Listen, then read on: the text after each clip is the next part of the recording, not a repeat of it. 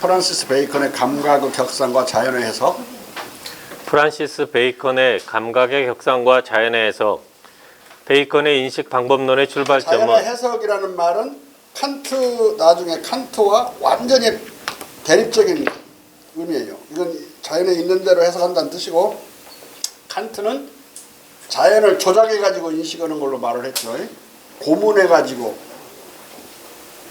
그러니까 자연을 선생으로 받들어도 자연이 자기의 비밀을 드러낼 활동인데, 자연을 막 고문해서 쥐어 짜내가지고 진리를 얻어내려고 한 사람이에요. 칸트의 인식론은 그래서 구성설이라고 그러죠. 진리를 구성해버려.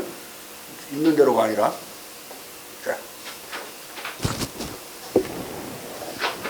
베이컨의 인식 방법론의 출발점은 공자의 선하기 후사, 경험을 우선하고 사유를 뒤로함의 원칙과 유사하게 경험에 의하지 아니한 일체의 기도를 거부하고 경험의 성과들을 참된 방식으로 추구하는 것이다. 따라서 그는 일단 인간적 지식의 갱신을 통해 거만하게 인간 지성의 그 작은 방 안에서가 아니라 겸손하게 더 넓은 세계에서 지식을 찾을 것을 요구한다. 그러면서 그는 감각의 기만에도 불구하고 감각의 유일한 자연 해석자의 지위를 부여하는 한편 감각의 오류 위험과 함께 감각의 자기 교정 능력을 다시 감각에 부여한다. 과학이 필요로 하는 것은 경험을 별도로 분리시켜 이것을 분석하고 적절한 배제와 배척의 토대 위에서 필연적 결론을 형성하는 귀납의 형식이다. 우리는 감각 자체 귀납의 반대는 연역이죠. 사고로부터 사고를 자꾸 도출해내는 방식으로 생각하는 걸 연역이라고 그러고, 귀납은 경험을 모아가지고 어떤 공통점을 찾아서 결론을 내리는 방식이 귀납이에요. 그러니까 귀납법은 경험론적이고 연역법은 합리주의적인 것이다. 연역은 한 번 틀리면 끝까지 틀려버리기 때문에 스스로 교정할 능력이 없어요. 근데 경험이 늘어날수록 조금씩 교정해 가지요. 또 눈으로 본 것이 잘못 볼 수 있지만 만져보면 또 다른 감각으로 교정이 가능하고, 하여간 단단한 것은 손으로 만져보면 알 수 있지만, 근데 어떤 때는 손이 감각이 무디어 가지고 모르는 경우는 뭐 이빨로 깨물어 보기도 하고, 탁 소리 나나 안 나나 다른 감각으로 교정이 가능하다. 자. 우리는 감각 자체의 정보들을 면밀히 조사하는 방법이 많다. 감각들은 종종 기만하지만 그 자신의 오류의 증거도 주기 때문이다. 감각들은 두 가지. 우선 눈으로 볼 때 공기는 안 보이죠.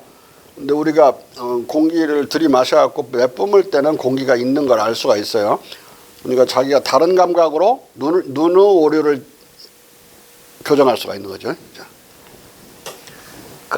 감각들은 두 가지 면에서 결함을 지닌다. 모든 감각들은 우리에게 도움이 되지 않거나 기만할 수 있다.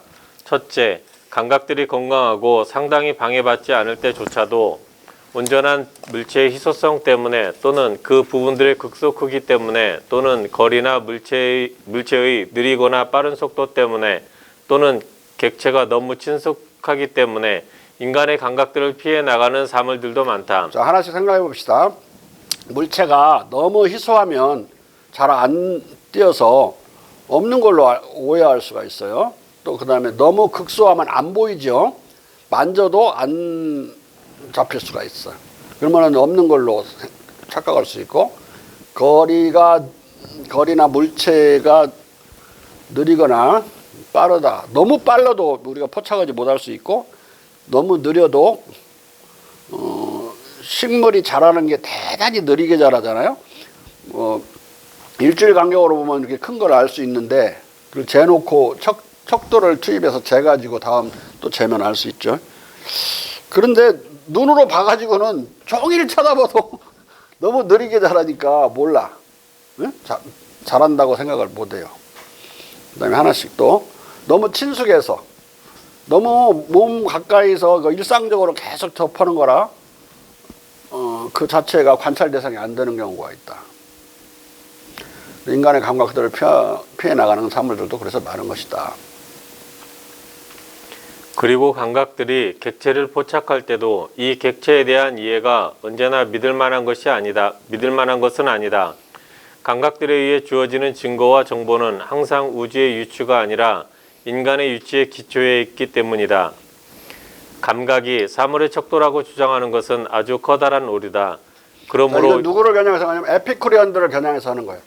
감각에 포착되는 것만을 진리로 자기는 선언하고 그걸 교조로 한다 그랬는데 감각이 이렇게 불성실하고 불확실하잖아요. 결함이 많은데 내가 안 본 건 안 믿어, 본 것만 믿고 안 본 건 안 믿는다. 이건 말이 안 되는 소리라고. 예? 그런 식으로 따지면은 안 본 거 많죠. 이 장군이야 미국 많이 갔다 왔잖아. 미국 안 간 사람. 이 사람들은 미국이 없다고 얘기해야 되는 거야. 자. 그러므로 이 결함들에 맞서기 위해서 우리는 모든 측면으로부터 굉장하고 성실한 헌신으로 감각들에 대한 보조물을 찾고 모아서 총체적 실패의 경우에는 대체물을, 왜곡의 경우에는 수정을 제공한다. 감각들에 대한 보존물로는 우리가 안경, 현미경, 만원경 이렇게 보존물들이죠. 안 보이는 것도 현미경은 볼 수 있고 너무 멀어가지고 안 보이는 거 그런 건 만원경으로 보고. 예? 우리는 이것을 도구로서가 아니라 실험적 경험으로서 한다. 그러므로 우리는 감각의 즉각적, 본래적 지각을 아주 많이 신뢰하는 것이 아니라 감각이 오직 실험을 판단하고 실험이 사물을 판단한다는 사실만을 강조한다. 따라서 우리는 우리가 미치지 않기를 바란다면 자연사물 속의 모든 것을 끌어오는 출처인 감각을 자연의 거룩한 고위성직자와 이 자연의 신탁의 능란한 해석자로 만들었다고 믿는다. 어떤 도구나 보조물들을 찾아가지고 그것들을 통해서 감각에 드러나게 만드는 거. 그러면은 최종적인 판단을 할 때는 또 감각이 해야 되지. 아무리 작은 것이라도 현미경으로 보는 건 눈으로 보지 다른 걸로 보는 건 아니니까. 그래서 그래도 감각을 이렇게 오류가 많고 결함이 많더라도 끝내 꼭 마치 신탁을 잘 해석하는 능란한 해석자처럼 모셔야 된다. 감각을. 예? 이런 의미로서는 이제 경험론자죠. 자. 남들은 단지 겉으로만 감각을 존중하고 칭찬하는 것처럼 보일 뿐인 반면 우리는 실제로 감각을 존중하고 칭찬한다. 이 감각들은 인간 지성이 편견이 없다면, 말하자면 인간 지성이 빈 석판이라면 그 자체로 충분할 것이다. 베이컨에 의하면 감각은 기만도 하고 이 기만을 해소할 증거와 능력도 준다. 말하자면 감각들은 종종 인간을 기만하지만 감각 자체의 정보들을 면밀히 조사하는 방법이 많기 때문에 감각 자체의 오류의 증거를 구해 감각에 의한 다각적 지각과 정밀한 실험을 통해 기만적 감각 내용들을 수정할 수 있다. 물론 단지 겉으로만 감각을 존중하고 칭찬하는 것처럼 보일 뿐인 에피쿠리언 학파의 소박 경험론자들처럼 감각이 사물의 척도다라고 주장하는 것은 아주 커다란 오류일 것이다. 왜냐하면 앞에서 인간의 지성이 편견이 없다면 이 말은 인간 지성은 편견이 많단 소리야. 평소 때 다른 사상이 이미 들어와 있는 경우도 있고 이데올로기에 사로잡혀 있는 경우도 있고 인간 지성이 깨끗하다면 그 빈 석판처럼 깨끗하면 감각들은 그 자체로서 충분한 역할을 해낼 수 있어요. 근데 그러지 않기 때문에 꼭 남명경 같아. 이미 인간이 가지고 있는 지성들은 다른 사상들로 많이 오염되어 있어서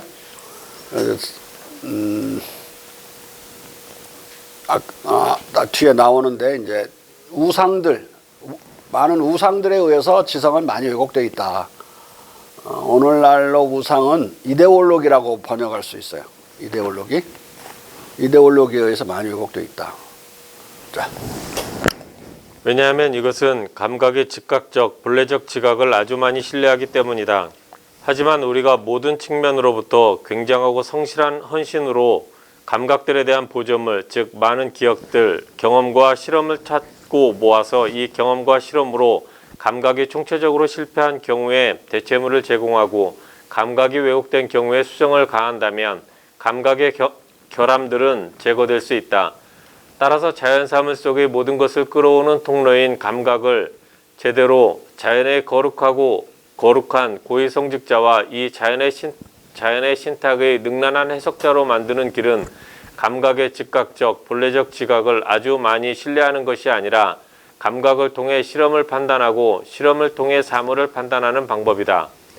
이것은 소박 경험론자들처럼 단지 겉으로만 감각을 존중하고 칭찬하는 것이 아니라 감각을 진짜 존중하고 칭찬하는 방법이다. 이런 전제하에서 다각적인 박물지적 경험과 실험에 의해, 즉 공자의 수로로 바꾸면 박학과 신문에 의해 보조받는 감각들은 인간 지성이 아무런 편견 없이 빈 석판이라면 그 자체로서 사물을 인식하기에 충분한 것이다. 자, 여기서 이제 좀 어려운 말은 경험이란 말인데, 경험은 많은 지각, 감각적 지각을 많은 것을 경험이라고 그래요. 한 번 감각적 지각을 해서 경험이라고 하지 않고 그게 누적될 때, 네? 경험은. 그래서 공자가 박학이라고 할 때 그런 널리 여러 번 경험하는 거 박학 또는 다문다견, 아니 거기서는 이제 만월 따자를 썼죠. 많이 듣고 많이 보는 거, 그것만을 경험이라고 그런다. 한두 번 지각해 갖고는, 감각에 의해서 한두 번 지각했다 해서 경험이라고 하지 않아요. 자. 그러므로 과학이 필요로 하는 방법은 플라톤의 변증론이나 아리스토텔레스의 논증, 데카르트의 수리적 논증과 같은 연역의 형식이 아니라 경험을 별도로 분리시켜 이것을 분석하고 필연적 결론을 도출하는 귀납의 형식인 것이다. 이것은 공자의 수리부작과 동일한 방법이다. 이런 관점에서 베이컨은 실험의 방법론에 대한 길고 상세한 논의를 전개한다. 그는 과학의 목적을 아리스토텔레스의 범주를 부분적으로 사용해 주어진 본성에 대해 그 형상들 또는 참된 차이 또는 인과적 본성 또는 본성의 미래적인 것을 발견하는 것으로 규정하고, 다음과 같이 이 임무를 1차적 임무와 2차적 임무로 구체화한다. 본성의 미래적인 것을 발견한다면, 만약에 지금 이걸 알면 그 다음에 어떻게 될지를 미래를 알 수 있죠. 이 과학적으로. 그래서 이게 미래적인 것은 중요한 거예요. 원래 사실 어떤 과학적 지식을 얻는 것은 많은 용도가 미래를 어느 정도 예측하려고 얻는 거거든요. 지나간 거 자꾸 보려고 연구하겠어. 다음에 반복될 거라는 기대하에 연구하는 거죠. 지나간 것은. 경험은 다 지나간 것들이에요. 패스트라고, 더 패스트. 자. 이러한 1차적 임무에 종속된 2차적이고 덜 중요한 두 가지 임무가 있다. 전자의 임무에 속하는 것은 가능성의 범위 안에서 한 사물을 다른 사물로의 구체적 물체들의 변환이다. 후자의 임무에 속하는 것은 매번 산출과 운동 속에서 명백한 작용인과 관찰 가능한 물질로부터 포착된 형상까지 이르는 지속적인 숨은 과정의 발견이고, 유사하게 운동 중이 아닌 정지 중인 물체의 잠재적 구조의 발견이다. 그러나 베이컨은 아리스토텔레스의 진료인, 형상인, 작용인, 목적인 등 네 가지 원인 구분을 거부하고 원인과 결과의 인과율만을 취해 이를 자연의 법칙으로 해명한다. 이게 원인과 결과를 할 때 원인은 네 가지가 있다고 아리스토텔레스는 생각했어요. 진료가 이런 것이면 그런 것밖에 결과가 나올 수밖에 없다. 그럼 진흙으로는 뭐 이렇게 빚어내는 것들밖에 못 만들어내고, 흙으로 우리가 밥을 만들 수는 없죠. 진료에 의해서 규정당해 버리는 거죠. 결과물이. 이런 걸 진료인이라고 그랬고, 형상인은 하나의 형상이 있어가지고 계속 그게 작용을 해서 다른 결과들을 만들어내서 결국 완성품을 만드는 건데, 가령 씨앗의 형태가 어떤 나무의 궁극적인 형태는 아니죠. 심어놓으면 또 새싹으로 나오고, 새싹이 또 궁극적인 형태는 아니죠. 나무로 자라고, 나는 꽃 피고, 나는 열매를 맺고, 이 과정이 다 형상을 달리해 가지만, 형태를 달리해 가지만 이것이 하나로 연결되는 무슨 씨앗 같은 게 있다고 생각한 거예요. 그것을 형상이라고 본 거예요. 가장 대표적으로는 변태하는 곤충들을 보자고. 누에 같은 거. 누에는 이제 알로 있다가 나중에는 벌레가 돼갖고, 그다음에 고치가 되고, 나방으로 되는 거죠. 이 완전히 다른 형상들을 가지고 변태하지만 그래도 그 하나를 밀어붙이는 누에라고 하는 형상이 있는 거야. 그걸 형상인이라고 그랬어요. 종자라는 뜻이. 그리고 이제 작용인은 작용과 우리가 알고 있는 그런 인과관계를 말한 거고, 목적인은 무엇이 무엇의 목적이고 목적과 수단 사슬로 이 우주가 다 되어 있다고 그래가지고 그러니까 마치 동물은 인간이 먹으라고 있고 이런 식으로 이 궁극적으로 막 올라가면 이 목적인에서 이 우주는 하느님이 다 만든 걸로 이제 최종 궁극적인 원인으로 가는 거예요. 궁극적인 원인을 찾다가 신이라는 걸 논리적이고 이성적으로 지어내게 되는 건데요. 이런 식의 결국은 조물주나 창조주를 생각하는 것은 아리스토텔레스적인 사고고, 이걸 성경책에 적용해 가지고 토마스 아퀴나스는 새로운 신학을 전개했죠.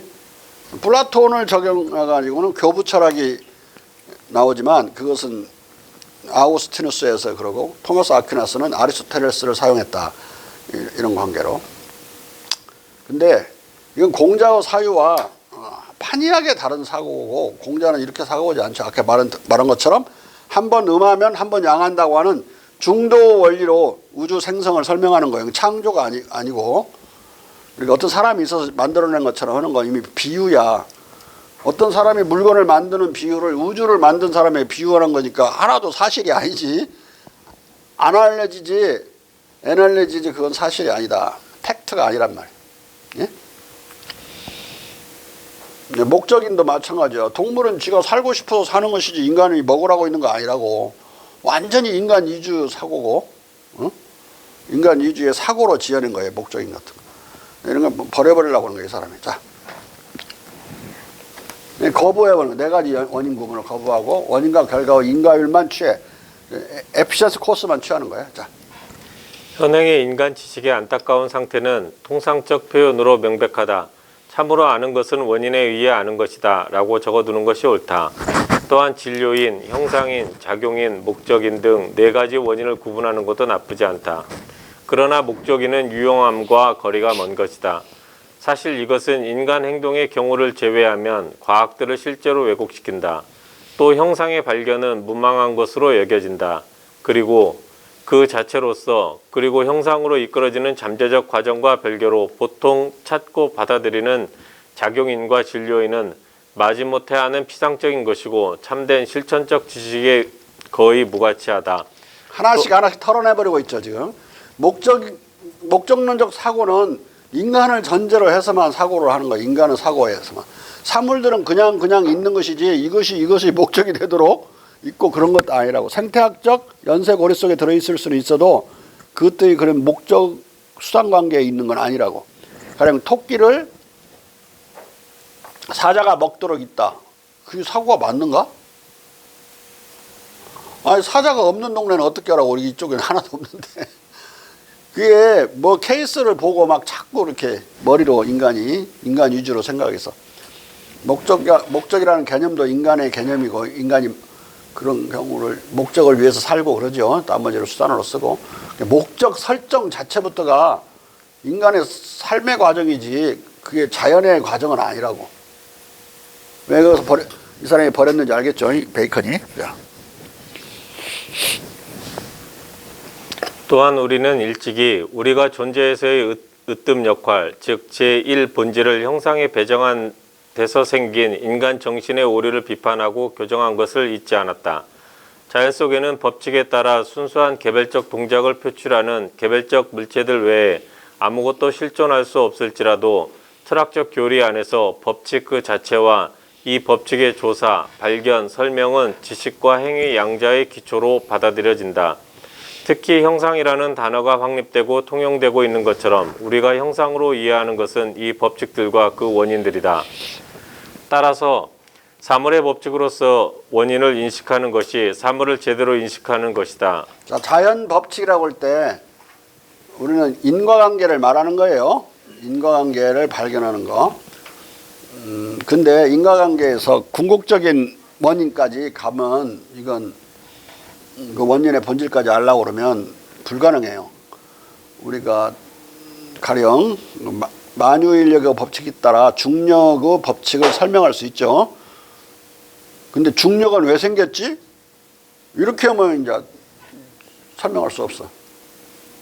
소금은 왜 짜지 하는 소리나 똑같은 소리 하고, 그냥 결국은 하느님이 짜게 만들어줬고 중력이 하느님이 있으라니까 있고, 이렇게 얼버무리고 그거는 놔두고 궁극적인 원인을 찾으려고 그러면 자꾸 그렇게 종교로 도망가게 되니까, 신학적 사고로 가게 되니까 그걸 차단하는 거예요. 그냥 원인만 아는 거, 알 수 있는 데까지. 자. 오로지 일정한 대상들에서의 하향 또는 열기 같은 어떤 본성의 원인만을 아는 사람은 불완전한 지식을 가지고 있다. 그러나 법칙과 원인을 아는 사람은 아주 상이한 진료들 속에서 본성의 통일성을 이해한다. 따라서 이런 사람은 이전에 달성된 적이 없는 것, 자연의 흥망성쇠도 실험적 노력도 심지어 우연도 창출하지 못한 것, 그리고 인간의 정신 속에 들어올 것 같지도 않던 것들을 발견하고 산출한다. 그리하여 참된 사상과 자유로운 조작은 이 원인의 발견으로부터 결과하는 것이다. 또한 베이컨은 인류가 대대로 협력해 각 부분의 경험 자료들을 수집해 나가기 위한 130개 항목의 자연, 지리, 기술, 사회 박물지의 개요, 즉 참된 철학의 기초와 토대로서 기여하기에 적합한 자연, 경험, 실험, 박물지의 개요를 기한한다. 자, 여기서 내가 가로쳐 놓고 왜 경험에다가 가로치고 실험이라고 그랬냐면, 이 당시에 영어로 엑스페리멘트라는 말은 경험과 실험을 둘 다 뜻했어요. 그러니까 지금은 구분이 되는데 익스페리언스와 엑스페리먼트로 구분이 되지만 옛날에는 이게 같은 뜻이라서 가로쳐 놓은 거예요. 자.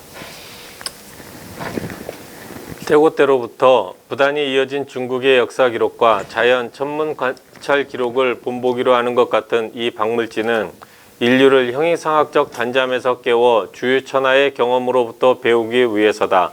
베이컨은 전 인류가 철학에 자신의 노력을 바치고 전 지구가 절대적으로 대학교와 대학 그리고 배운 사람들의 학교로 채워진다고 하더라도 우리가 지금 묘사하는 이러한 자연 경험 실험, 박물지 또는 중국식 역사 기록과 자연, 천문 관찰 기록이 없다면 이런 학교들조차도 아무것도 할 수 없었고 또 할 수 없을 것이라는 점을 강조한다.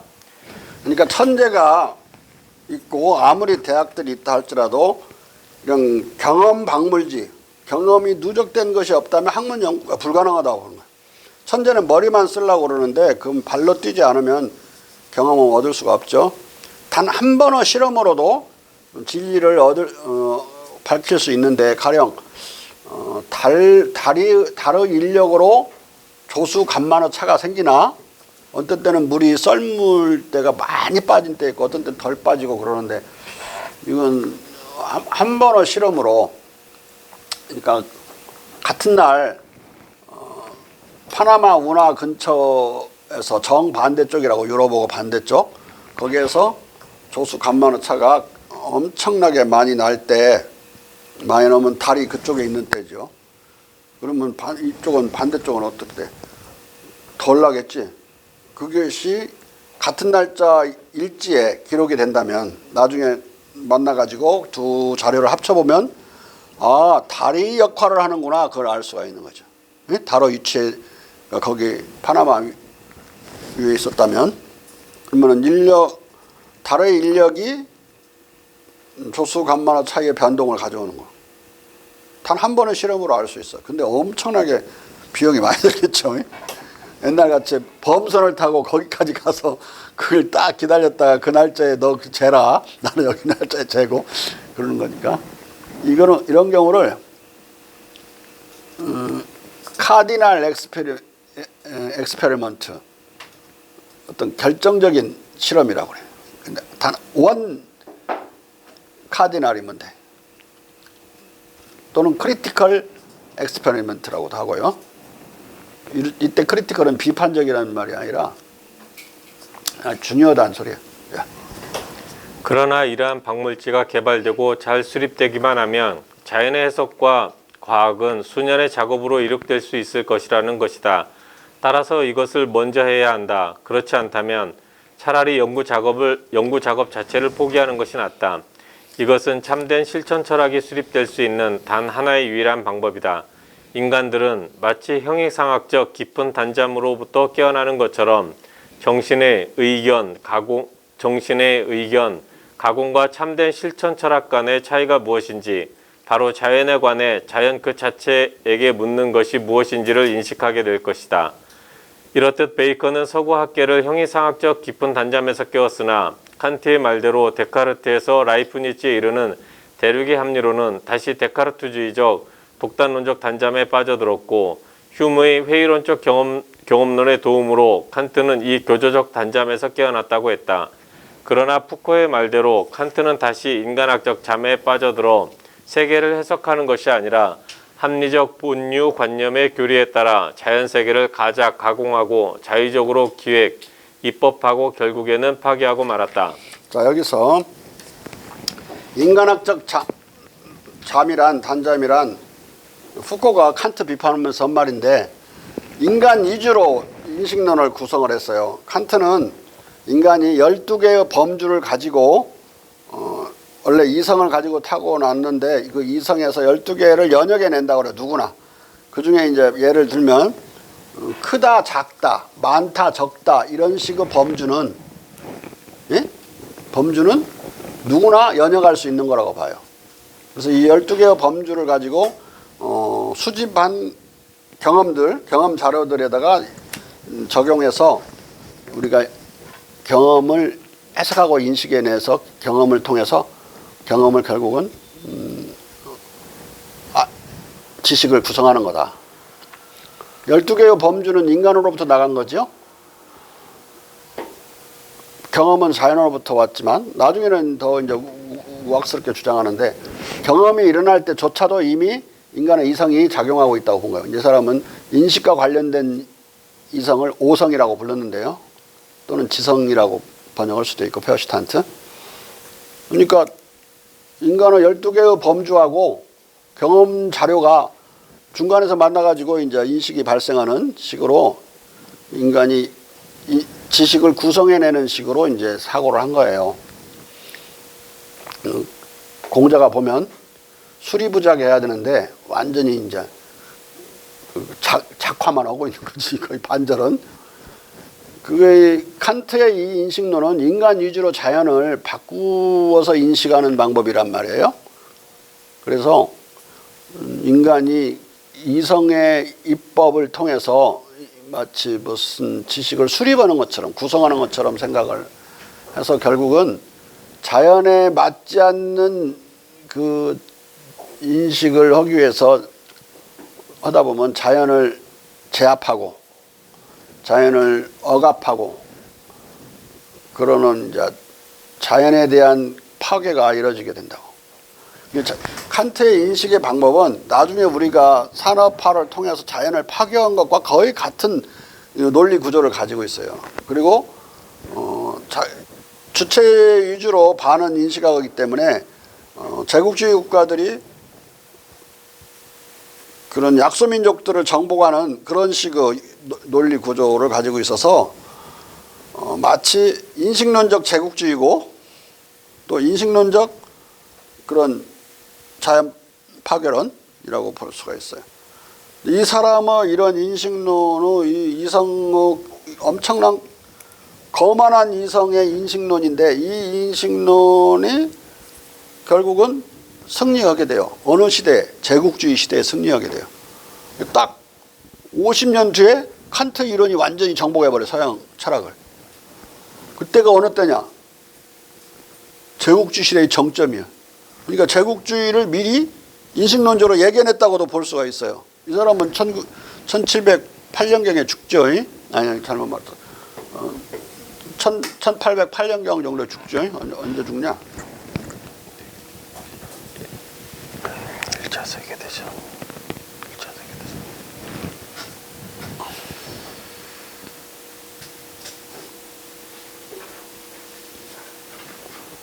세계대전. 1804년에 죽어요.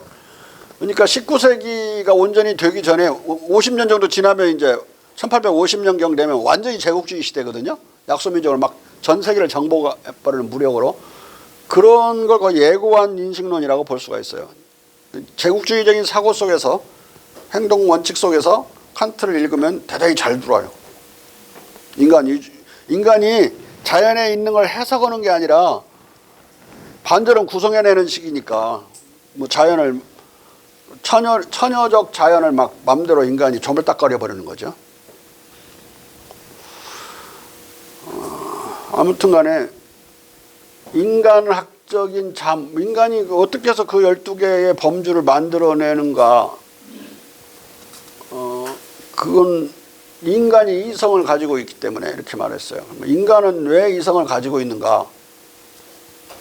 인간은 원래 그렇게 돼 있는 거야. 인간학을 전개해요. 이성도 있고 감성도 있고 막 인간학을 전개해서 이성이 그런 능력이 있는 양 지어내는 걸 인간의 자화자찬 논리를 인간학적 단잠이라고 이렇게 부른 거예요. 푸코가. 응? 이성은 그런 능력이 없어요. 그렇게 막 지어내면 안 되죠. 이성이라고 하는 것은 사고 능력을 말하는데, 휴먼 그랬죠. 이성은 감성의 노예이고 노예 이외의 다른 역할이 없다. 우리 화가가 남자 애인이 생겼어. 근데 그림 그려야 돼. 근데 나오라고 그래. 술 먹자고. 아, 이거 그림 그려야 돼. 그림을 그릴까? 애인을 만나러 갈까? 근데 어떤 것이 결국은 어떤 욕망, 이성적으로 사고해갖고 만나러 가거나 그림을 그리거나 그러는 게 아니라고. 그림을 그린다고 생각하면 이성적이고 애인을 만나러 가면 비이성적이고 그런 것도 아니고. 어떻게 정하느냐. 센 욕망 쪽으로 결정 나는 거예요. 이성이 작용하는 게 아니라 그림 그리고 싶은 마음이 더 강하면 그림 그리는 거고, 애인 만나고 싶은 감정이 강하면 애인 만나러 가는 거예요. 그림 그려갖고 국전에 입상해서 무슨 큰 대화가가 되려고 하는 야망이 있다면 그게 뭐 야망이지 그것이 이성이야? 에? 그림 잘 그린다고 칭찬받고 싶어서 그린다면 그것이 칭찬받고 싶은 감정이지 그게 이성이야? 결국은 이성이란 어떻게 작동하느냐. 애인 만나고 싶은 마음이 강해서 애인 만나러 가려고 할 때부터 이성이 작동해. 어떻게 하면 가장 빠른 속도로 가지? 어떻게 차를 타지? 버스를 탈까 차를 탈까 차를 몰고 갈까 택시를 탈까? 이 결정을 할 때만 이성은 작동하는 거예요. 이미 목적은 감정이 결정해버린 거라고. 그림을 그리기로 했다. 그러면 그림을 오늘은 뭘 그릴까? 그리던 걸 그릴까? 아니면 새로운 걸 구상을 할까? 이런 거 궁리할 때는 이성이 작동하는 거야. 자, 여기서 이성은 무슨 역할을 하느냐? 이미 결정된 감정의 시녀 역할을 하고 있죠. 아까 휴미 한 말 그대로 다시 가면 이성은 감정의 노예이고 노예일 역할 외에 다른 역할은 없다. 예? 마치 이성적으로 뭐 결정하는 것처럼 생각하지 말아야 돼요. 이해타산을 따져서 어떤 방법을 취할 것인가는 이성의 일이지만 지금 일본 놈들하고 우리가 싸워야 돼 안 싸워야 돼 이런 것도 감정으로 결정하는 거예요. 어떤 감정이냐 일본 놈하고 싸워 어떤 때 우리가 싸우게 되겠어요? 일본 놈들이 더 고약하게 굴고 지금 자기들 올림픽 무슨 선전문에다가 지금 독도를 지들 땅인 양 그려놔갖고 지금 시끄럽죠. 근데 이런 것 갖고는 기분은 나쁘지만 뭐 온 국민이 들고 일어나서 막 악쓸 그런 상황은 아니니까 협박만 하고 있는 거고. 근데 그들이 우리들한테 침공을 해서 위험하게 느낀다. 침공할 것 같이 느끼고 그러면은 전쟁을 준비해야죠. 위험하게 느끼는 건 감정이지 이성이 아니야. 네? 그러니까 이성적인 내셔널 디시전 메이킹이라는 그런 환상을 버리라고. 그런 건 있을 수가 없는 거예요. 우리 몸에서 나오는 감정에 의해서 실은 결정되는 거다. 의무는 또 뭐냐? 칸트는 합리적인 이성적인 의무라고 그랬는데 그 의무는 다윈은 뭐라고 해석했냐? 그건 강한 도덕 감정이라고 그랬어요. 도덕 감정이 강하면 그건 의무로 우리가 이해를 하고, 약하면 그냥 우리가 I am sorry 정도 할 정도의 도덕 감정이라면 그 의무로 안 느껴. 지나가다가 좀 부닥쳤다고 죄송합니다 하면 되지. 그걸 안 했다고 쉽게 부닥치고 가버린 놈도 있잖아. 그러면 저 새끼 의무를 위반했다고 그러지 않죠. 그런데 어떤 엄마가 자식을 학대해서 뭐 뇌사 상태를 만들었다, 지금 난 사건처럼. 그러면 거의 모든 사람들은 강렬한 자기 자식 사랑이 있잖아요. 이건 지금 이상한 사람이지. 그러니까 막 엄마들 나와서 데모 오잖아. 구속을 하고 빨리. 그렇게밖에 판결을 12년밖에 안 주고 그러냐. 무기징역 시켜라 막 그러는 건 대부분의 사람들이 강렬한 자식 사랑이 있는데 어긋나기 때문에 그러는 거예요. 강한 거, 자식을 사랑하고 보살펴야 되는 건 강하기 때문에 그 감정이 의무라고 하는 거다. 이성으로부터 도출된, 칸트가 말한 듯이 자기 입법이 아니라 그런 강렬한 감정을 인간은 본성상 가지고 있는 거죠. 다른 것도 마찬가지. 정의감 같은 것도 그런 사랑만이 아니라 정의감도 강렬할 때는 다 그 의무로 느껴요. 가령 외국이 우리를 쳐들어올 때 위험한 것도 느끼지만 분노하지요. 정의 중에, 정의는 가장 단순한 정의는 나의 몫을 침해당할 때 그걸 회복시키려고 하는 복수심이 가장 정의감의 출발점이에요. 복수심. 두 번째, 사회적 복수심은 남이 침해당할 때 내가 내 일도 아닌데 그 복수심을 느낄 때 그걸 사회적 복수심이라고 그러는데, 우리가 보통 그걸 정의감이라고 그러죠. 그 회복시키려고 그러는 거지. 그 원래 뺏긴 걸 다시 되찾아 주려고 하는 건데, 내 것을 내가 뺏기고 손상당했을 때 정당한 내 몫인데, 늘 몫이라는 개념이 있는 거야. 그때는 근데 그걸 회복하지 못하면 어떤 감정이 들지, 율로? 분노. 분노? 분노만 느껴? 그걸 할 수가 없는데 지금 분노도 못할 정도. 억울함. 그렇죠. 억울한 감정이 드는 거예요. 억울한 감정이 첫 번째 정의감이 출발하는 지점이라고. 왜냐면 나중에 남이 그렇게 당하는 거 볼 때 의분이 생기지. 막 의분과 억울함은 다른 거야. 억울한 건 자기 이익이 침해된 경우에, 자기 정당한 몫의 이익이. 근데 그 정당한 몫 중에 가장 중요한 게 뭐냐면 생명에 관계되는, 생명은 자기 거죠. 누구나 자기들 거라고. 근데 그걸 남이 침범해. 근데 생명이 유지되기 위해서는 일정한 그 범위가 있죠. 가까이 못 오게 만드는 범위. 내가 사는 땅의 터전의 범위가 있다고. 내가 맨날 거기가 있는 건 아니라도. 그래서 자기 터가 있는 거예요. 그러니까 나의 터로 들어오면 텃세를 부려서 쫓아내죠. 다른 동물들이나 다른 새 이런 것들이 텃세를 부려서 자기가 위험하게 느끼니까 더 가까이 못 오게 어떤 금을 그려놨어, 마음속으로. 근데 그 마음속으로만 그리는 게 아니라 걔는 오줌을 자주 짜갖고 응? 자기 영역 표시를 하죠. 들어오면 이제 싸우는 거예요. 침략, 침범자로 보는 거예요. 근데 인간은 영토 개념으로 이제 그 터 개념, 텃세 개념이 있는 거라고. 우리나라 영토를 침범하면 엄청나게 억울하고 또 아까 분노하고 이제 그럴 수 있어요. 그때는 침략을 당했을 때 정의감이 가장 하늘처럼 높이 치솟아요. 내 것을 침범했으니까. 그걸 못 몰아내면 억울해 죽는 거죠. 이제 우리 36년 일제 때 당한 것처럼 억울해서 그냥 죽죠. 침략자는 전쟁에 이기기 어려워요.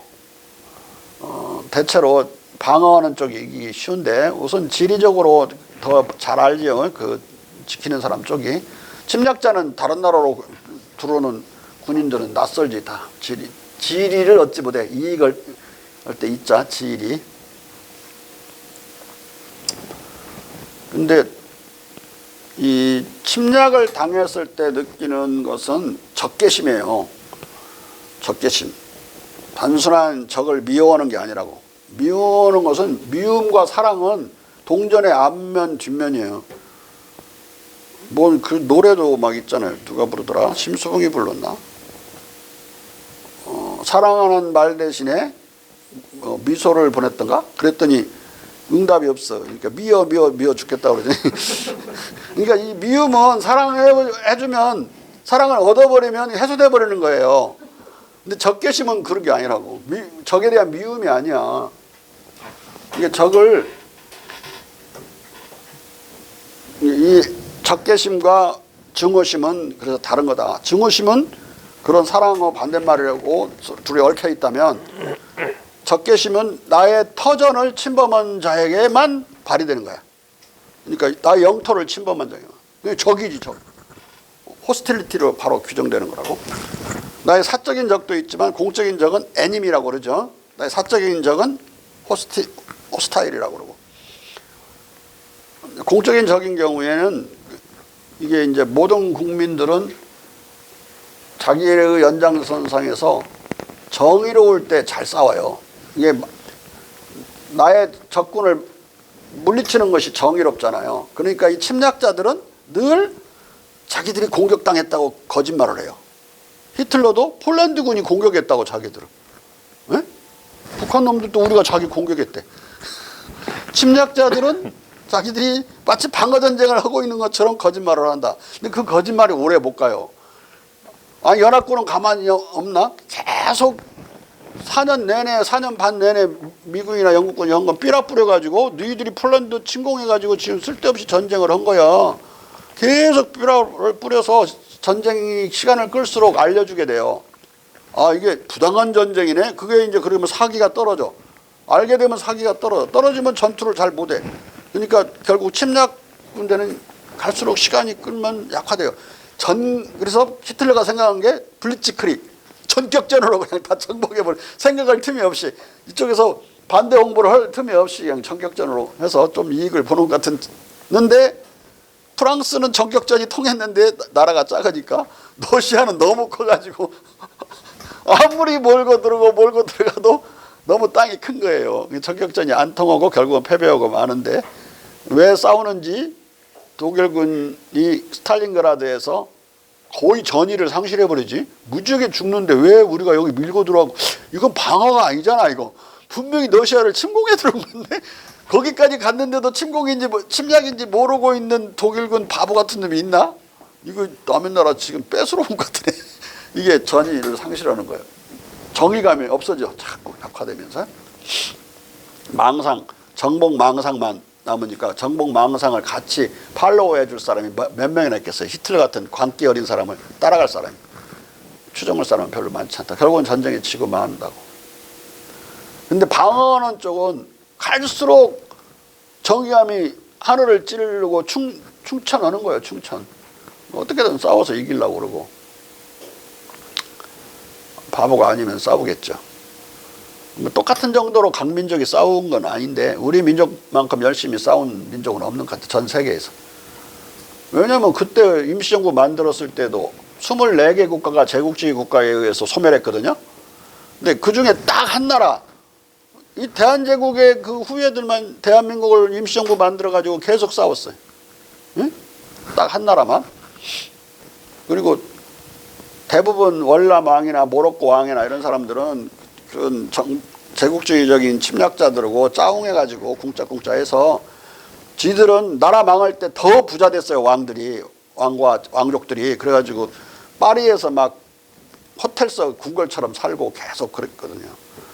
근데 우리나라 마지막 왕은 민비도 살해됐고 부부가 다 살해됐어. 그 정도 다 일본 제국주의자들에 의해서 독살당하고. 그러니까 마지막 왕의 부부가 살해된 것도 유일해요. 왜냐하면 끝까지 저항했으니까 살해된 것이지 그 돈 주면 넘어갈 사람은 뭐라고 돈 주고 꼬셔버리지 그걸 죽였겠어. 죽이니까 3.1운동 나고 3.1운동 나니까 대한민국 임시정부 생기고 그러는데 뭐라고 그런 짓을 하겠어요. 그러니까 끝까지 싸우다가 부부가 살해된 경우도 유일하다 역사상. 뭐 다들 자기 나라를 침공하면 열심히 싸우겠지만 한국 국민만큼 열심히 싸운 그 강도로 싸운 국면은 또 지구상에 없어요. 예? 그리고 몽고에 의해서 몽고 침공을 받아가지고 나라가 없어지지 않고 유지된 건 고려밖에 없어요.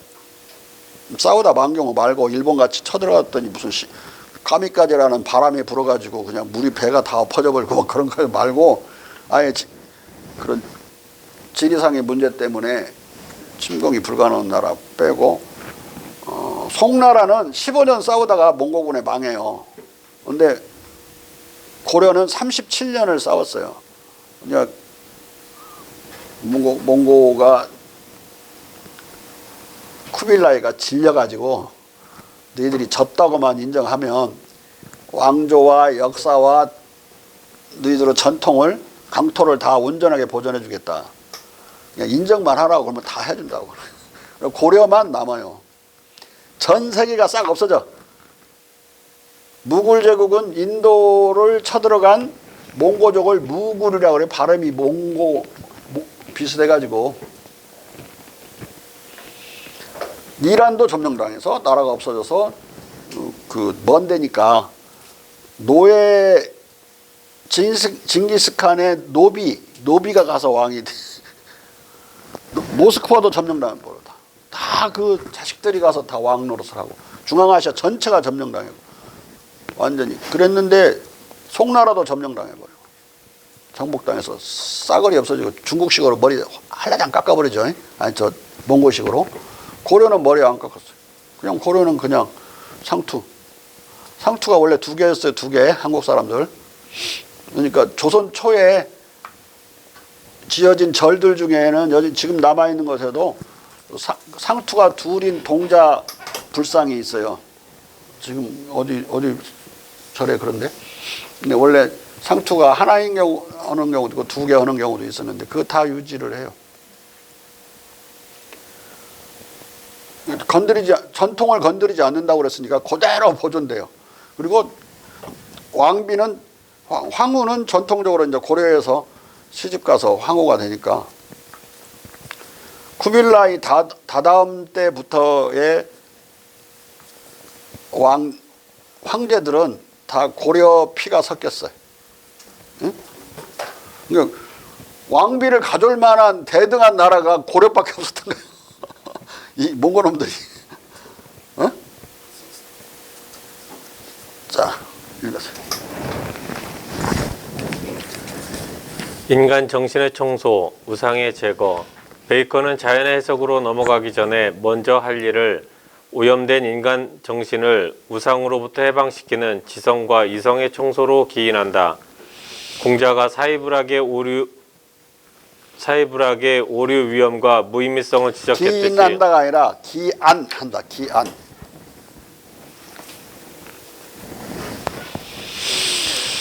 지성과 이성의 청소로 기한한다. 공자가 사이불학의 오류 위험과 무의미성을 지적했듯이 고르지 않은 난면경과 같은 이성의 오류 위험과 무능력이 문제이기 때문이다. 사이불학은 생각만 하고 경험하지 않는 것이라는 뜻이에요. 근데 난명경 같은 거 아까 빈 석판이 아니라 이게 난명경이면 뭔가 경험이 들어가더라도 잘못 이해하고 인과관계를 거꾸로 해버리고 막 그럴 수 있어요. 자. 이 때문에 인간지성은 그 자신의 문제의 원천이다. 이로 말미암아 인간에게 나타난 결과는 자연에 대한 심층적 인간지성은 칸트가 오성이라고 한 건데 이게 이성이야. 인간의 이성 자체가 문제인 거야. 오류의 원천인 거야. 어? 강력한 태제죠. 자.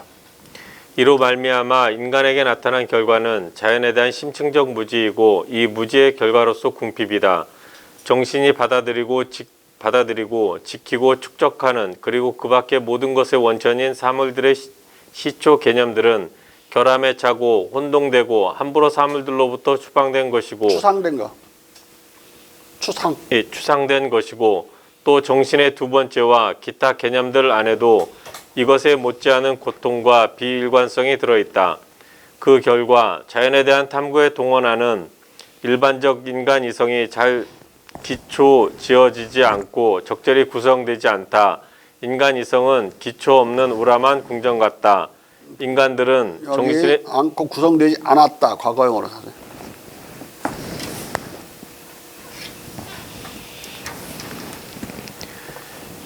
일반적 맑은 이성이 아니라 이게 엄청나게 이게 혼돈된 이성이고 왜곡되고 오염된 이성이다 이 말이야. 일반적 인간 이성이 잘 기초 지어지지 않고 적절히 구상되지 않았다.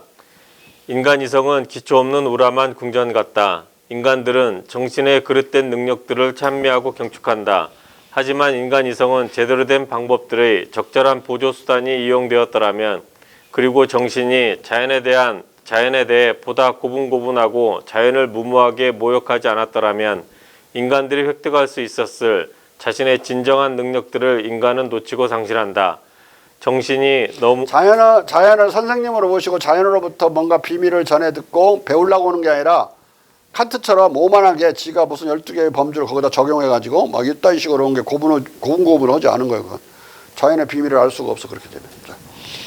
정신이 너무 이성을 하늘 끝까지 오만하게 격상시키고 너무 많은 우상들에 사로잡혀 있기 때문에 자연에 대한 모독은 필연적이다.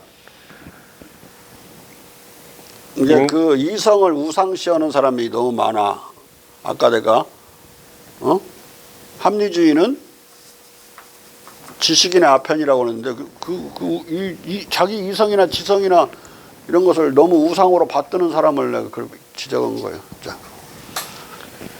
인간들의 정신은 아주 많은 이상한 방법들에 사로잡혀 있어서 사물들의 참된 광선을 받아들이는데 쓸 수 있는 판판하고 광나는 표면을 가지고 있지 않기 때문에 우리가 이것에 대해서도 치료법을 가질 필요가 있다는 것을 깨닫는 것이 본질적으로 중요하다.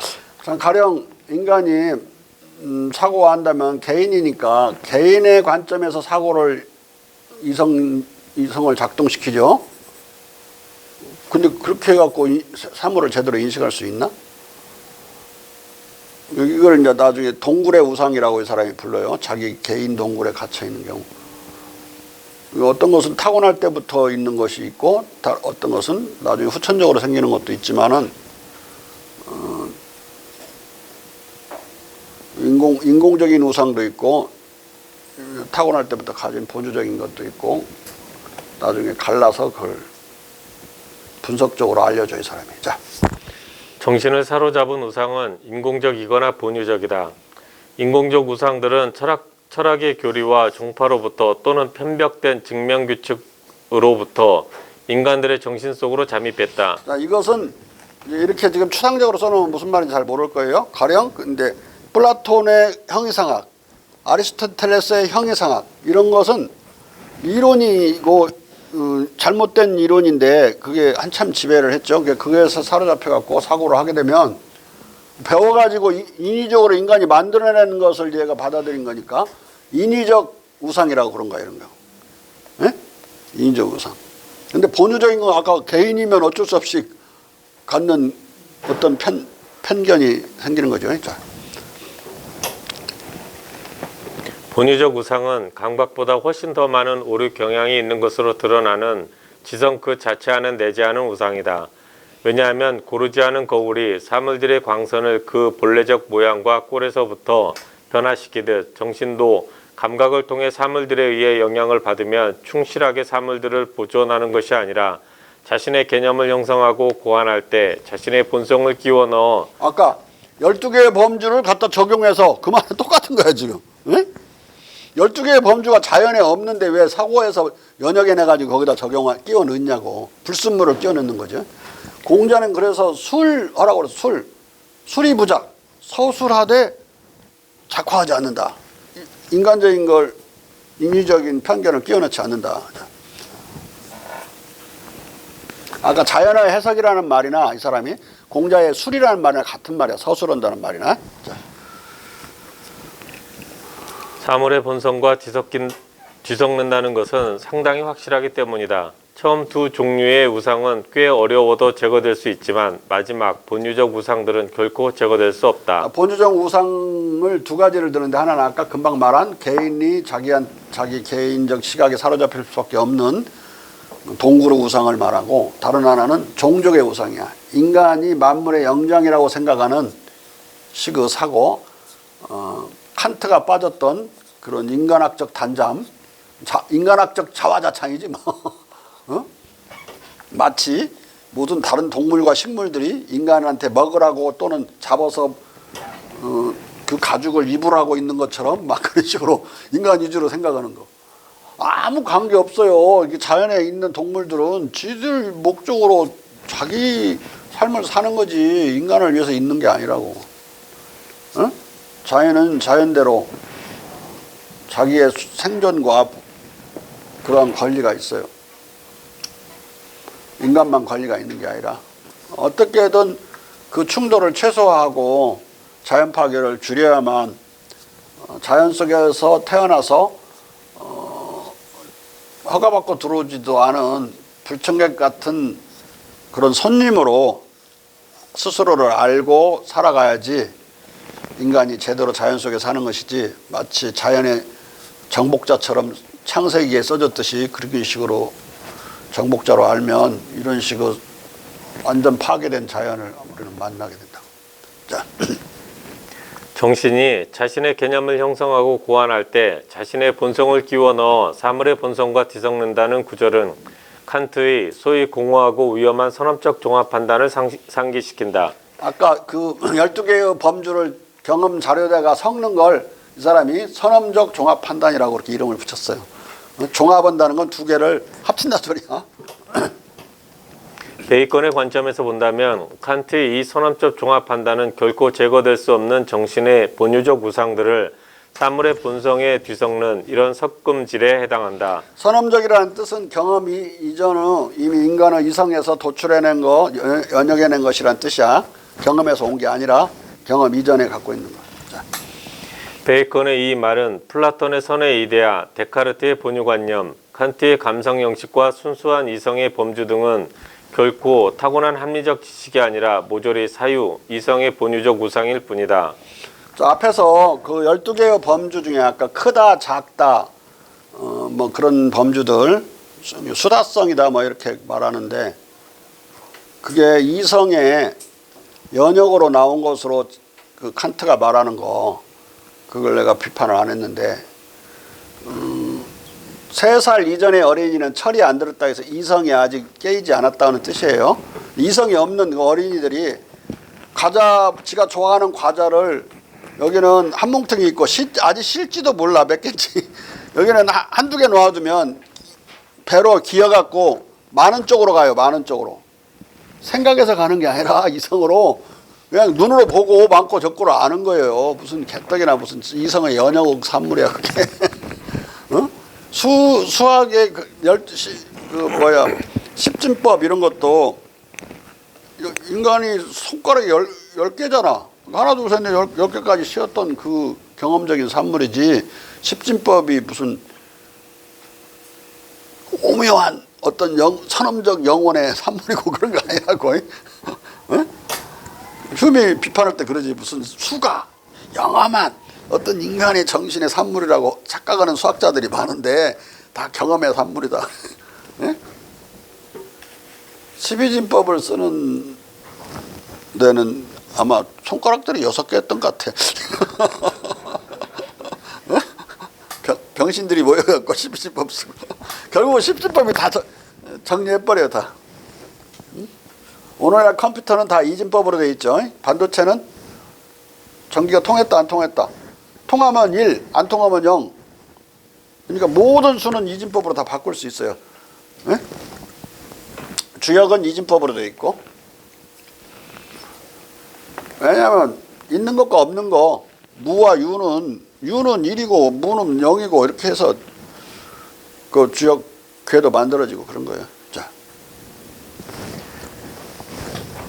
베이컨은 주지하다시피 4개의 우상을 열거하고 비판적으로 분석한다. 인간의 정신을 가로막는 4가지 우상이 있다. 가르침을 위해 우리는 그것들을 다음과 같은 이름으로 부른다. 첫 부류는 종족의 우상, 두 번째는 동굴의 우상, 세 번째는 시장의 우상, 네 번째는 극장의 우상이다. 자, 이 시장의 우상과 극장의 우상은 인간이 만들어낸 인위적인 거예요. 이 극장의 우상은 언어의 문제를 말하는 건데, 막 같은 여기서 예를 들건 웨트라는 단어, 젖었다는 단어를 아무데나 막 쓰는 거, 그런 경우처럼 언어가 정확지 않아서 생기는 것이라서 인간이 만약에 정확하게 언어를 썼다면 괜찮은데 인간이 그렇게 만들어 놔보는 거예요. 언어가 그런 것 자체가 그러니까. 또 있지도 않는 것도 막 헛개비, 도깨비 막 이런 말들이 있잖아요. 천사. 그런 게 어디서 본 적도 없으면서 그리고 언어에 있으니까 있는 건가? 언어에 있지만 팩트와 부합되지 않는 것이 있다. 극장의 우상은 이건 극장에서 보는 우상이 아니라 극장 연극을 하는 때 뭐가 필요해? 시나리오가 필요하죠. 시나리오를 이론을 비아냥거려 갖고 시나리오라고 이 사람이 한 거예요. 이론으로 이 세상을 보면 그렇게 보여요. 근데 세상은 그렇게 되어 있지 않은데 그렇게 이미 지어낸 말, 아리스토텔레스의 형이상학이 이제 대표적인 시나리오인데 그렇게 보면 그런 식으로 착각하는 거예요. 실체가 있다고 막 하는 거예요. 실체는 없어요. 실체는 아리스토텔레스 개념이죠. 없다고. 형이상학적인 개념일 뿐이고 실체는 없다. 아까 동굴의 우상, 종족의 우상은 설명해 줬죠. 이제 하나씩 보면은 종족의 우상. 종족, 동굴, 시장, 극장의 우상. 여기 지금 종족, 동굴하고 붙어 있는데 또 동굴, 시장은 떨어져 있는데 배영구 사장 뭐 이거 어떻게 된 거야? 다 똑같은 거리로 떨어져야 돼. 첫째, 베이컨은 공자처럼 천지 자체의 관점을 얻기 위해 인간 족속 일반에게만 특유한 관점을 벗어날 것으로 요구한다. 이것은 인간 종족의 우상에 대한 비판 능력이다. 종족의 우상은 인간을 물의 영장이나 만물이 영장 아니야? 인간을 만물의 만자가 빠졌어.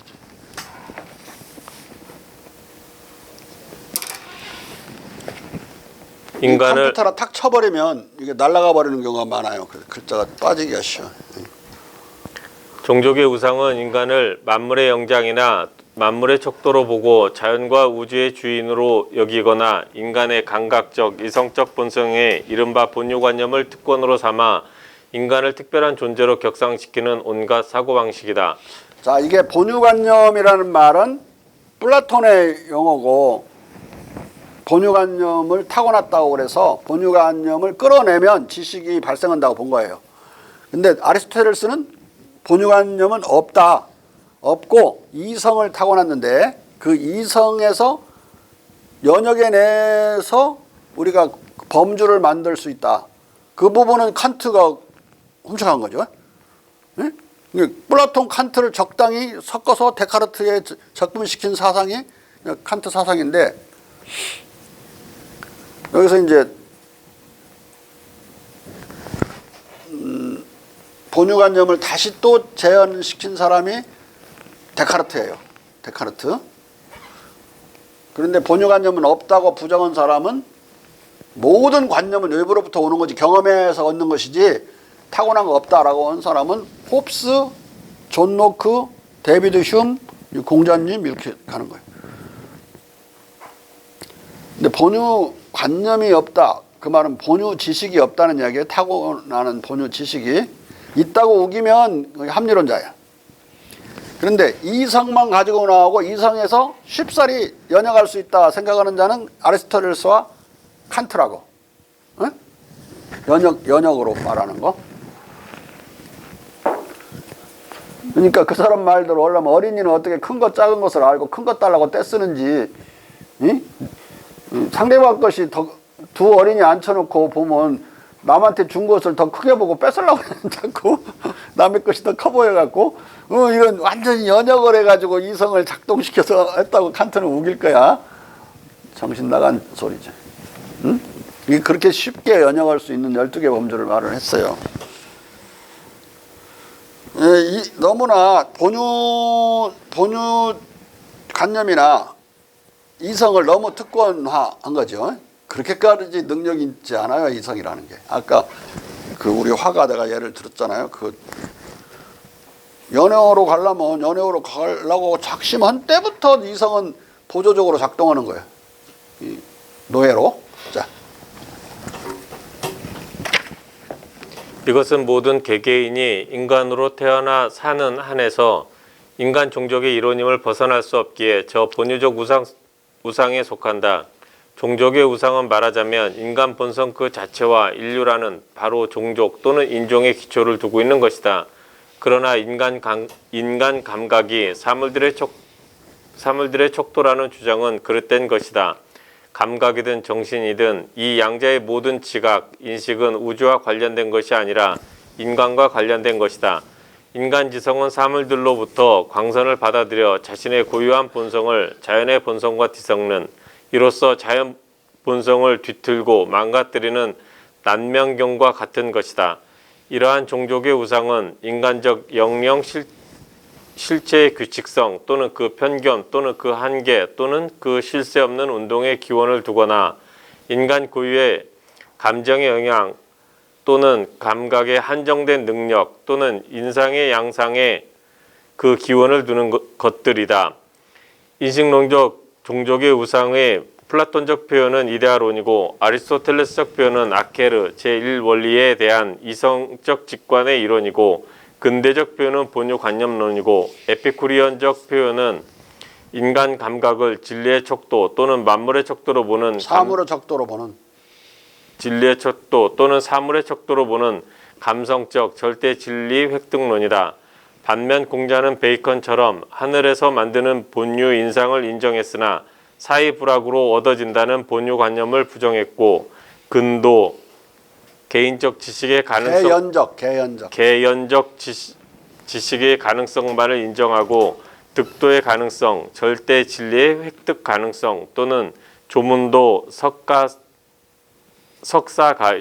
석사가의 아침에 도를 들으면 저녁에 죽어도 좋다의 문도 가능성, 도를 들을 즉 절대 진리를 들을 가능성을 부정했다. 누가 득도 온 사람이 있어야 그 사람한테 도를 들어서 문도를 할 수 있는데 득도 온 사람이 없으니까 문도도 불가능한 거예요. 자, 근도만이 가능하다. 도에 가까이 가는 것, 가급적 가까이 가려고 애를 써야 되겠죠.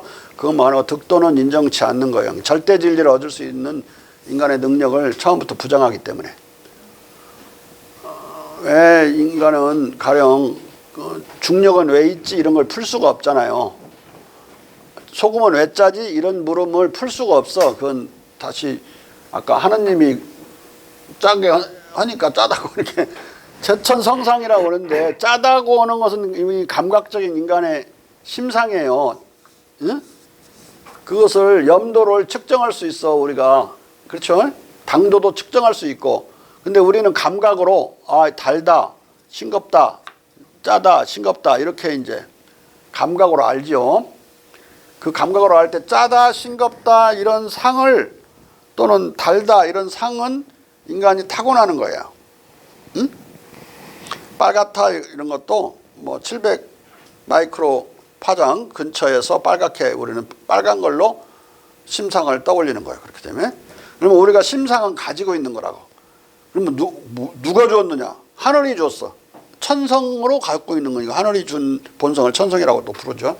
그래서 제천성상 하늘에서 심상은 만드는 거예요. 그 다음에 형태들은 물형, 사물의 형태들은 땅에서 만들어서 제지성형, 제천성상 제지성형이라고 그러죠. 그러니까 그건 가지고 있지만은 빨강성에 대한 지식은 없다고.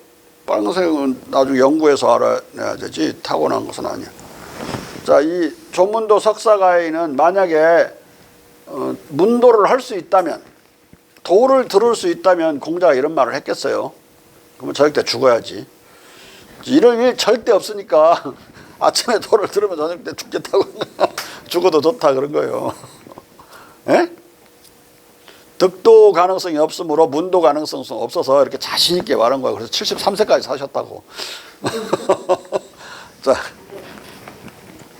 인간은 인간에게 특유한 천성적 색상 감각으로 빛이 분화된 사물이 가령 빨간 빛깔을 볼 뿐이고 햇빛의 7종의 빛깔 중 이 빨간 빛깔만을 반사하는 사물의 속성 자체를 알지 못하기 때문이다. 자, 무엇이 빨갛다. 우리 지금 지근욱이가 녹색 옷을 입고 있단 말이야. 그러면 그 녹색 옷은 좀 노란색하고 푸른색만을 반사하는 그런 속성의 물질이야. 저 색감이. 근데 저건 햇빛의 빛이거든. 이건 햇빛이 아니라 지금은 이 형광등의 빛이라고. 어두워져 버리면 다 똑같이 하나도 없어요, 색깔이. 근데 이 빛이 여기서 지금 분광돼 가지고 노란색하고 파란색만 반사하면 녹색으로 보이는 거예요. 나머지는 뭐 어떻게 되냐? 나머지 7가지 색 중에 5가지를 싹 흡수해 버리는 거야. 이 성질을 가진 저 물감은 5가지 색을 싹 흡수하고 노란색하고 파란색만 반사하는 속성을 가진 물질이야. 근데 그 물질 자체가 뭔지는 몰라. 그것은 파랗지도 않아요. 저렇게 녹색도 아니라고. 이건 녹색은 빛에서 나오는 거지. 그 사물이 녹색이 아니란 말이야. 예?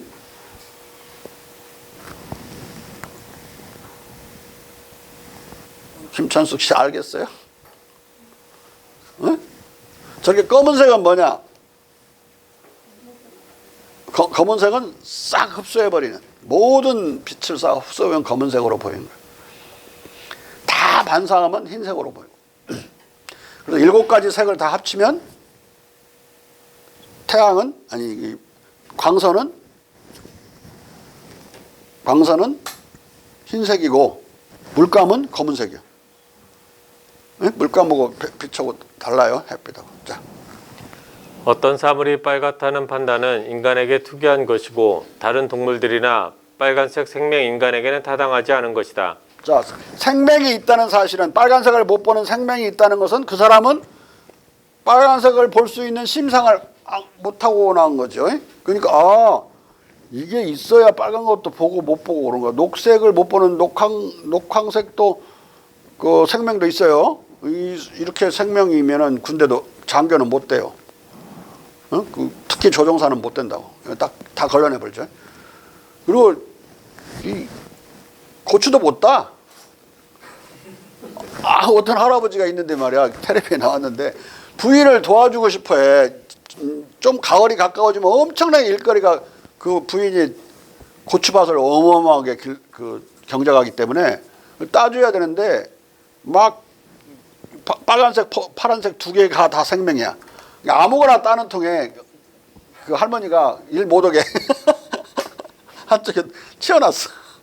도와주고 싶어도 도와줄 수가 없어요. 이 고추도 못 따는 사람이 비행기 조종을 할 수 있겠어요. 자. 이 때문에 어떤 사물이 빨갛다는 판단을 절대시하는 종족의 우상을 버리고 사물의 빨간색, 같은 말이지만 햇빛의 빨간색을 빛의 파장으로 중립적, 객관적으로 포착하게 되는 것이다.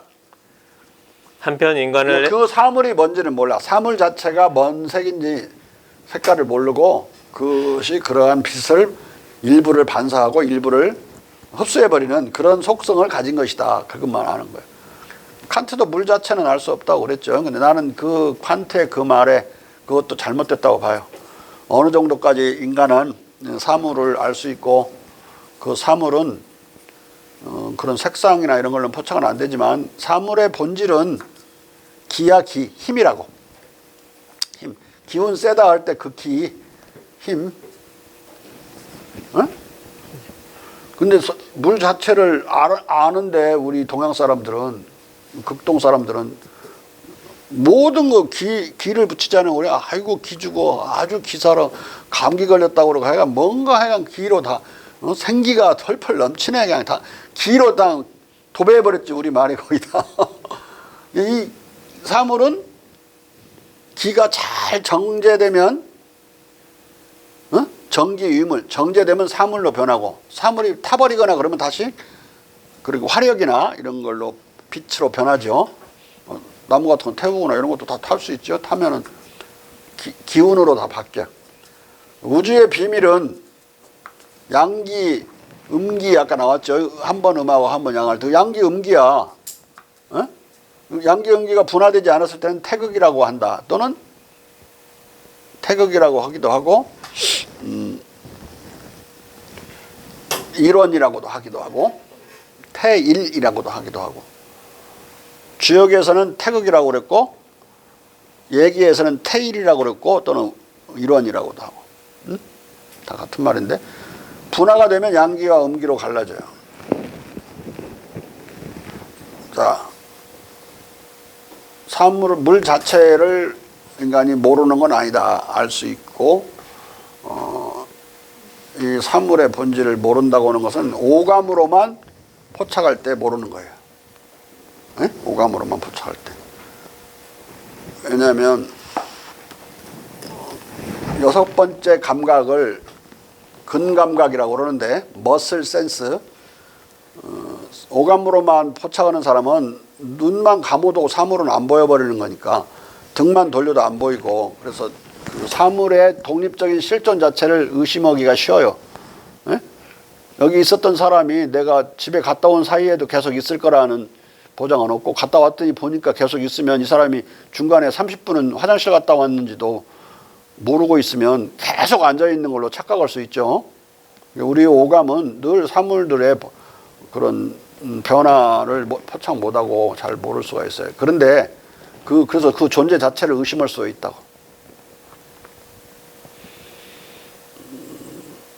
그런데 만약에 어떤 큰 돌을 짊어지고 가는 어떤 지게로 짊어지고 가는 농부가 그 돌의 무게를 느끼는 사람인데 그 돌의 존재를 의심할 수 있겠어요? 아니 막 치킨을 뜨거운 그 기름으로 막 튀기는 사람이 여름에 여름을 한 상상해 보세요. 튀기는데 그 화력을 느끼면서 막 참으면서 그 일을 하는 그 치킨 장사가 그 뜨거운 기름의 존재를 의심할 수 있냐고. 어? 이 고통으로 이 사물을 알고 그 힘으로 그걸 근감각으로 아는 사람은 사물의 존재를 의심하지 않아요. 근데 책상에 앉아서 오감으로 뭘 사고 한다고 그걸 바탕으로 하는 사람들은 의심할 수 있다고. 회의주의에 빠져버려. 사물의 객관적 실존을 알 수가 없어서. 나중에 오감으로 알 수 있는 것도 한계가 있고 미국 안 갔다 온 사람 미국 본 적이 없으니까 의심하고 그러면 더 미국에 빠져들죠. 자. 한편 인간을 헬레니즘, 히브라이즘적 관점에서 만물의 영장으로 특대하는 도덕론적 종족의 우상의 근대 철학적 표현은 이성이 없는 동물에게 부정되는 합리주의적 도덕 실천 이상의 이론이고 근대 정치사상의 표현은 자연 적대적 인간 파시즘으로서의 휴머니즘이다. 따라서 휴머니즘은 인도주의가 아니라 인간을 최고의 영장으로 하는 그런 사고인데 인간에 대한 인간의 자화자찬에 해당되는 그런 사상이에요. 사실 따지면 동물을 우습게 한다고. 인간 파시즘이야. 이게 이성이 없는 동물에는 도덕이 없나? 아, 그렇지 않아요. 개들도 정의롭다고. 어떤 정의, 그렇게 의분을 느끼는 사회적 정의까지는 없는데 이 개가 영국 세퍼드를 가지고 실험을 한 경우를 보면은 원반을 딱 던지고 물어오면은 요놈한테는 그 먹이 주는 거 있죠. 먹이를 하나를 주고 요놈을 던져서 물어오면 3개를 줘.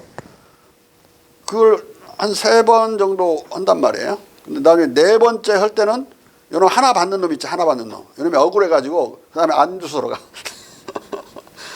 아주 작은 억울함의 정의는 있어요. 이 개들도. 근데 원숭이는 더 많아. 이 도덕감이 더 있다고. 강아지도 미안한지 알아요. 내 가슴을 밟고 의자 위에 올라간 놈의 자식이 쪼매는 스피치가 미안해가지고는 저쪽 끝에 숨어가지고 팍 밟고 원래 지가 거기다가 베개를 하나 놓아둬가지고 베개를 밟고 올라가도록 했는데 그 베개를 베고 있었거든. 못 올라가니 가슴을 밟고 올라갔는데 미안해서 가까이 오지도 못해. 미안한 줄도 안다고 걔가. 이렇게 이성이 없는 것도 아닌데 조금밖에 없다고 아예 없는 걸로 하고 도덕감이 없으니까 막 학대해도 되는 것처럼 잡아먹어버려도 막 맘대로 되고 잡아먹을 수는 있지만 인간이 살기 위해서 최소한으로 잡아먹어야지 그냥 필요도 없는데 막 학살하고 그런 건 지금 오늘날은 어느 정도 다 깨달아서 다 법으로 금지해놨죠. 감옥 간다고 동물들 학대하다가. 옛날에는 이런 법을 못 만들었어. 이따위 식으로 사고를 할 때는 환경의식이 생기면서 이제 이게 법들이 만들어진 거지. 자, 따라서 이 인간 80적 종족의 우상은 바로 다음 소절에서 상론하는 바 천도의 근본을 두고 지도를 본받은 공자의 인도와 정면으로 배치되는 것이다. 자, 오늘 여기까지 합시다. 너무 많이 하면 시간이 늦어지니까.